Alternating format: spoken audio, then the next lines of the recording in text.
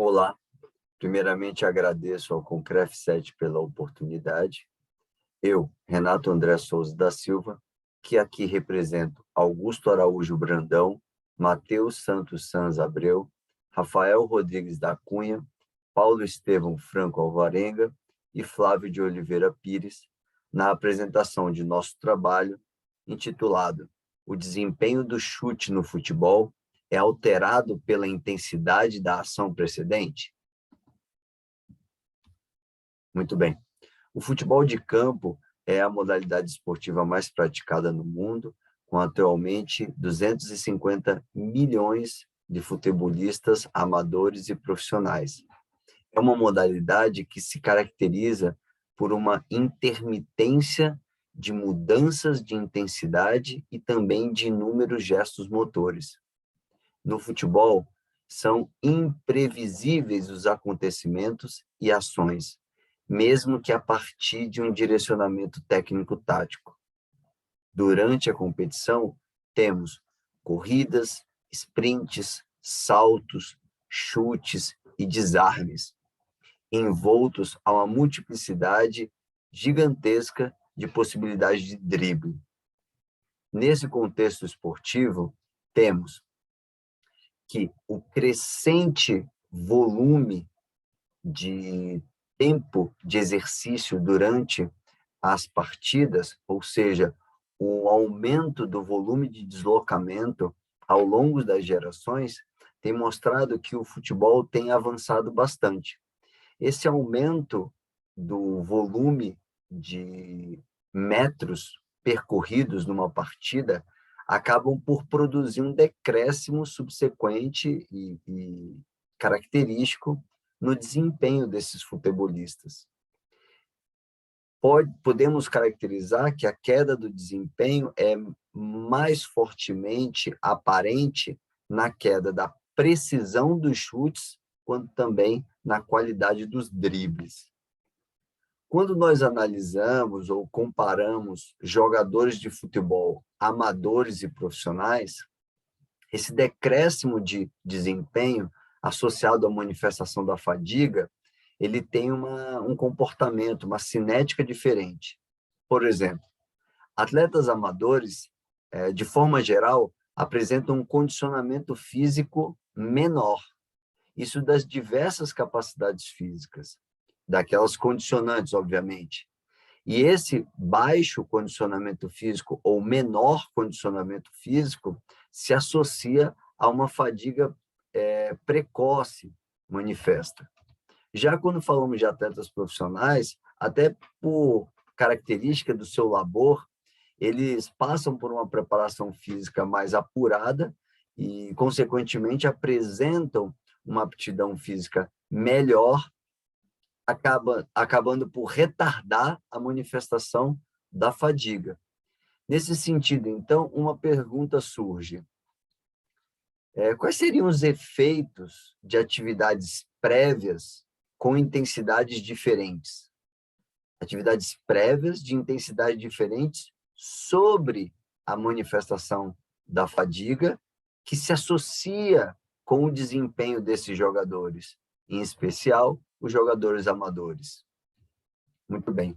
Nesse sentido, atletas amadores apresentam um nível menor de condicionamento físico quando comparados aos profissionais. Com isso, podem apresentar quadros precoces de fadiga, assim como eu já havia comentado. Muito bem. Nós acreditamos, e por isso hipotetizamos nesse estudo, que sprints de alta intensidade durante a partida de um futebol pode interferir negativamente no ato do chute a gol entre atletas amadores. Assim, parece-nos razoável tentar entender e compreender os determinantes do desempenho do chute, se é fundamental para a análise das partidas do futebol, uma vez que ele é uma ação que pode ser determinante para o resultado de uma partida de futebol, mesmo entre atletas amadores. Nesse sentido, o objetivo desse estudo foi comparar os efeitos de exercícios prévios com intensidades diferentes sobre a eficiência ou desempenho do chute ao gol de jogadores recreacionais de futebol de campo. Essas intensidades foram divididas entre intensidade de nível moderado e intensidade alta, sendo classificada a moderada como de maior carga de aerobiose e a de maior intensidade como maior carga de anaerobiose. Nós elencamos 19 jogadores, futebolistas amadores da região de Brasília, aqui no Distrito Federal. Eles tinham, em média, 23 anos de idade, pesavam em torno de 76 quilos, tinham uma estatura média na casa de 1,75 m, tinham uma prática regular do futebol de pouco mais de 2 dias e meio de prática de futebol a cada semana, e isso num tempo mínimo para participar da amostra de 6 meses de prática. Todos eles assinaram o termo de consentimento livre e esclarecido para participação no estudo. O desenho experimental foi constituído da seguinte forma: essa amostra foi formada pelos critérios de inclusão e exclusão, e estes atletas eles foram submetidos a 2 situações aleatorizadas.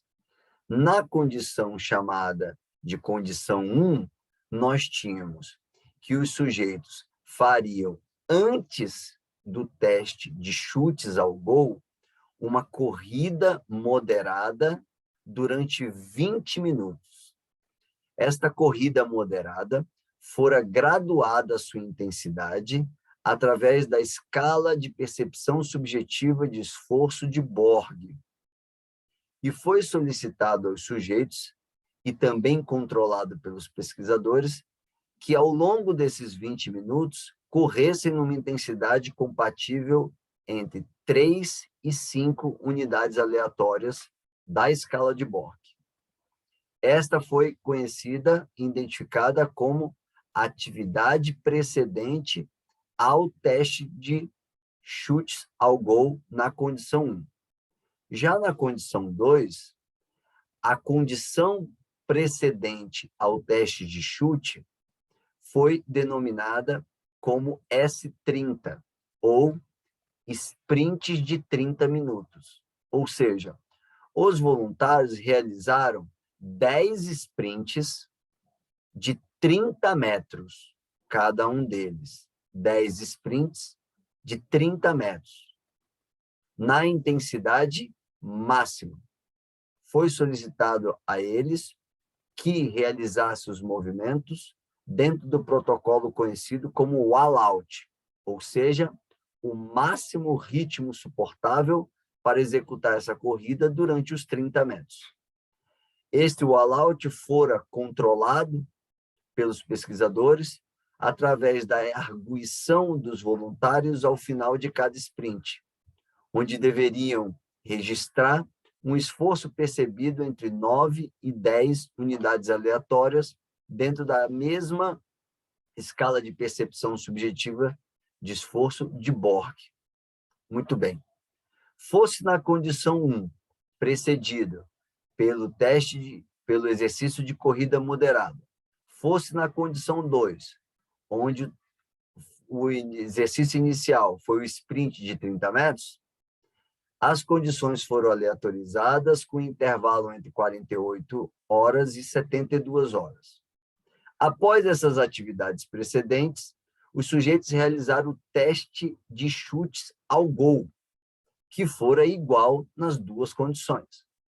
Esse teste de chute ao gol consistia de 30 chutes realizados na marca do pênalti do campo de futebol da nossa instituição, que estava posicionado a 11 metros da linha do gol.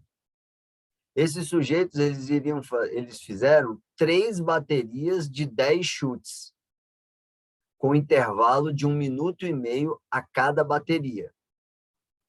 Para execução dos 10 chutes, cada sujeito tinha 60 segundos, ou seja, daria uma média de 10 segundos para execução de cada cobrança de pênalti. Este protocolo gerou resultados que foram tratados matematicamente, estatisticamente, pelos seguintes procedimentos. Estratificamos descritivamente os dados através de média e desvio padrão.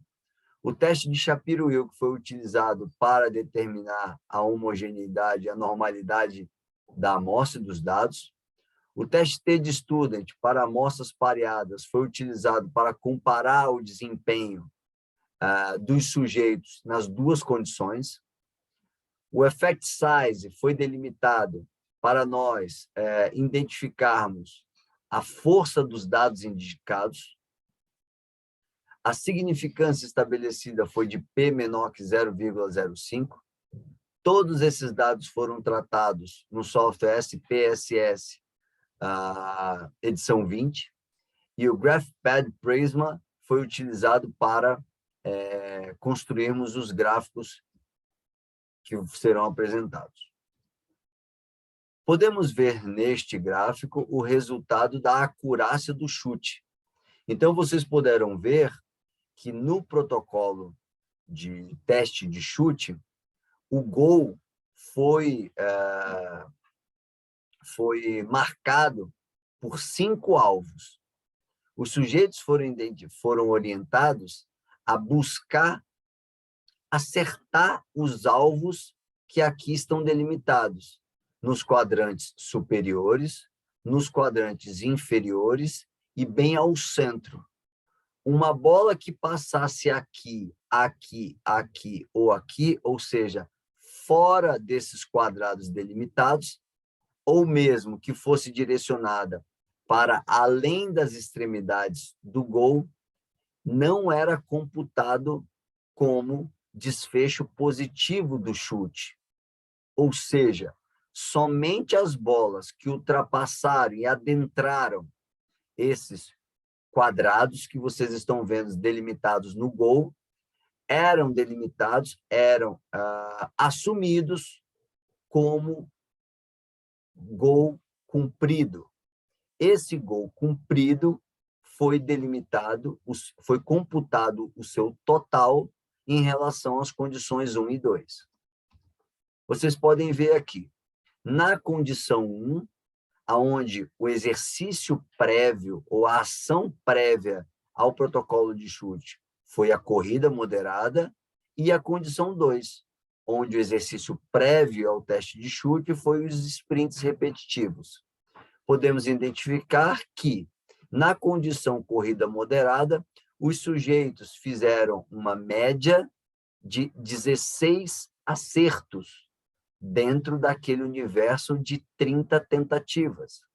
Já na condição sprints repetidos, os sujeitos acertaram, em média, aproximadamente 14 chutes. Podemos perceber, a partir da análise do desvio padrão, que nós não tivemos diferença estatística entre as condições, assumindo, então, não ter havido efeito da atividade prévia sobre o desempenho, ou seja, sobre a taxa de acertos de chutes dentro do protocolo de 30 possibilidades de acerto. Podemos ver nessa tabela o tamanho do efeito para as condições.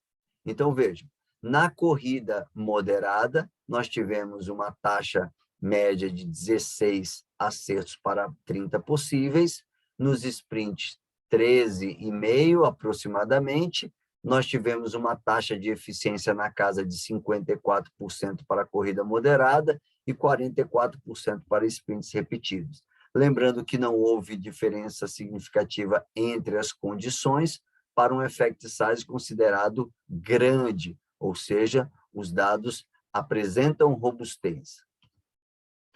Nesse sentido, nós podemos perceber que o estado metabólico prévio de anaerobiose, no caso o protocolo de S30, não reduziu agudamente a eficiência de chutes a gol realizados por jogadores recreacionais de futebol de campo.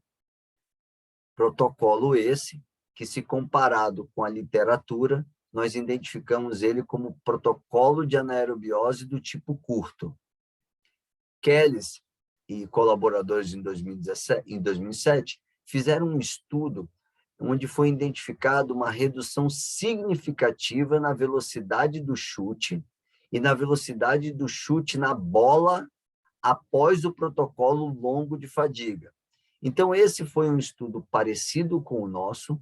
No entanto, eles utilizaram, no protocolo prévio ao protocolo de chutes, um exercício fadigante de 90 minutos, o que por eles foi identificado como protocolo longo de indução de fadiga e de indução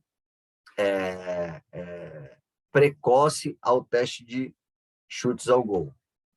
Nesse sentido, então, parece que a queda de capacidades físicas e relacionados a um protocolo longo ou curto é que acabam por definir as variações que podem existir, tanto do ponto de vista físico quanto do ponto de vista técnico. Então, se nós compararmos a literatura e que avaliou predominantemente protocolos de fadiga longa, nós podemos perceber que esses protocolos de maior duração, eles têm maior impacto sobre a redução das capacidades físicas, o que não necessariamente ocorreu no protocolo que nós testamos, em função que o protocolo curto não alterou a habilidade técnica do chute. Nesse sentido, então, podemos concluir que o desempenho/eficiência do chute a gol realizado por jogadores recreacionais de futebol de campo não é influenciado pela intensidade da ação que antecede o gesto motor do chute, apesar de que protocolos de fadiga prévios à realização de chute parecem reduzir a velocidade da bola em direção ao alvo. E aí, nesse caso, muito mais por uma queda vertiginosa da capacidade de acelerar o membro inferior que vai ao contato da bola, do que necessariamente pela capacidade de gerir a gestualidade. Nós percebemos, então, que há necessidade de novos estudos para um melhor entendimento da influência da intensidade de atividade prévia em jogadores de diferentes níveis e sexos, extrapolando, então, o grupo amostral que nós estudamos. Aqui estão as principais obras utilizadas para a confecção desse trabalho. Em nome de todos do grupo, o meu muito obrigado.